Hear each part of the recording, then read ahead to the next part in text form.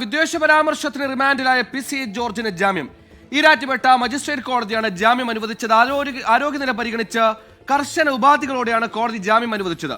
Kottayam medical കോളേജിൽ ചികിത്സയിൽ തുടരുന്ന പി.സി. ജോർജിനെ പാലായിലെ മാസ്ലീവ ആശുപത്രിയിലേക്ക് മാറ്റും.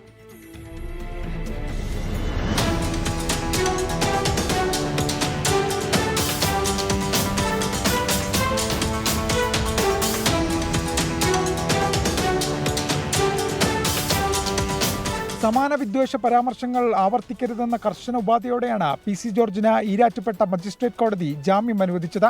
കോട്ടയം മെഡിക്കൽ കോളേജിൽ ചികിത്സയിൽ തുടരുന്ന പി.സി. ജോർജിനെ പാലായിലെ മാർസ്ലീവ ആശുപത്രിയിലേക്ക് മാറ്റും.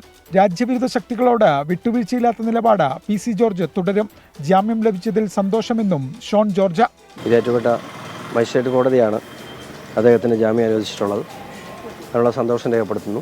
ഹൈക്കോടതിയുടെ പരാമർശങ്ങൾ ഉൾപ്പെടെയുള്ള കാര്യങ്ങളെ സംബന്ധിച്ച് മേൽക്കോടതികളെ സമീപിക്കും. അതേസമയം പരാതി വിജയം കണ്ടെന്നും വ്യാജ മെഡിക്കൽ സർട്ടിഫിക്കറ്റാണ് പി.സി. ജോർജ് കോടതിയിൽ ഹാജരാക്കിയതെന്നും പ്രതിഭാഗം അഭിഭാഷകൻ. ജാമ്യോത്തരവ് പാലാ സബ് കോടതിയിലെത്തിയ ശേഷം നടപടികൾ പൂർത്തിയാക്കി വൈകിട്ടോടെ പി.സി. ജോർജ് പുറത്തിറങ്ങും. ചാനൽ ചർച്ചയിലെ വിദ്വേഷ പരാമർശ കേസിൽ ഈ മാസം 24-നാണ് പി.സി. ജോർജിനെ ഈരാറ്റുപേട്ട പോലീസ് അറസ്റ്റ് ചെയ്തത്.